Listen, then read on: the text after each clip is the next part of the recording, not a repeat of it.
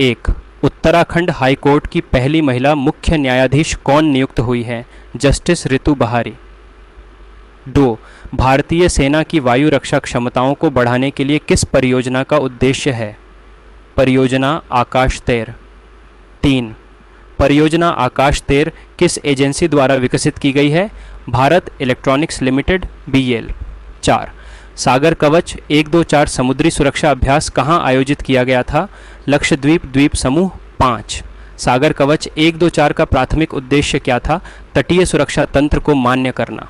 6, Ranji trophy में पदार्पण पर 4 शतक लगाने का रिकॉर्ड किसने बनाया? अग्नि चोपड़ा। 7, किस मंत्रालय ने APAR पहल शुरू की? शिक्षा मंत्रालय। 8, APAR का पूर्ण रूप क्या है? स्वचालित स्थायी शैक्षणिक खाता रजिस्ट्री।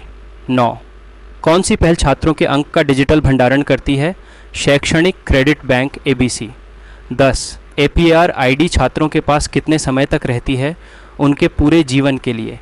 11वें विभाजन के बाद पंजाब में प्रांतीय मंत्री बनने वाले पहले सिख कौन हैं? सरदार रमेश सिंह अरोड़ा।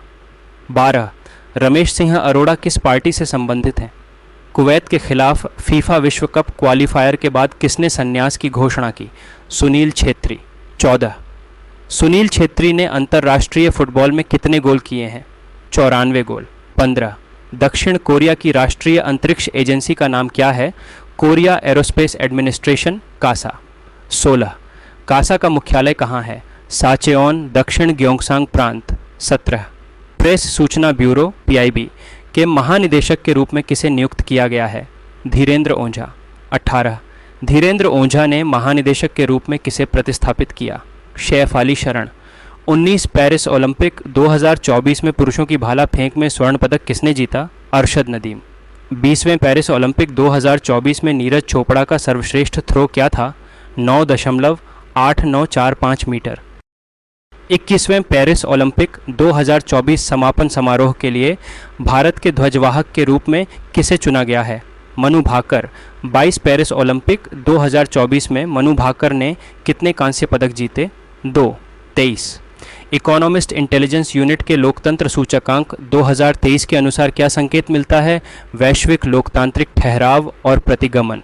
24, 2023 में दुनिया की कितनी प्रतिशत आबादी पूर्ण लोकतंत्र में रही? 9.8%। 25, 2024 वैश्विक असमानता अनुसंधान पुरस्कार किसने संयुक्त रूप से जीता? बीना अग्रवाल और जेम्स के बॉयस। 26, बीना अग्रवाल कहाँ प्रोफेसर हैं? मैनचेस्टर विश्वविद्यालय। 27वां राष्ट्रीय भूस्खलन पूर्वानुमान केंद्र NLFEC का उद्घाटन किसने किया? केंद्रीय मंत्री जी किशन रेड्डी। 28, NLFC के साथ कौन से उपकरण लॉन्च किए गए थे? भूसंकेत वेब पोर्टल और भूस्खलन मोबाइल ऐप। 29वीं परियोजना पारी का मुख्य उद्देश्य क्या है? सौंदर्य और सांस्कृतिक दृष्टिकोण को बढ़ाना। 30वीं परियोजना पेराई किस मंत्रालय द्वारा शुरू की गई थी? संस्कृति मंत्रालय, भारत सरकार। 31वें हाल ही में आर्टेमिस समझौतों पर किन देशों ने हस्ताक्षर किए? पेरू और स्लोवाकिया। 22, आर्टेमिस समझौतों पर हस्ताक्षर कहाँ हुए थे? नासा मुख्यालय। 33, बिल गेट्स के आगामी संस्मरण का शीर्षक क्या है? Source code 34। सोर्स कोड कब रिलीज होने वाला है? 4 फरवरी 2025। 35वां FY 2023-24 में भारत का सबसे बड़ा व्यापारिक साझेदार कौन बना? चीन। 36, FY 24 में भारत और चीन के बीच कुल व्यापार मूल्य कितना था? $118.04 प्रति billion. 37, inter services on organisations act का उद्देश्य क्या है? सशस्त्र बलों की संचालन क्षमताओं को एकीकृत करना।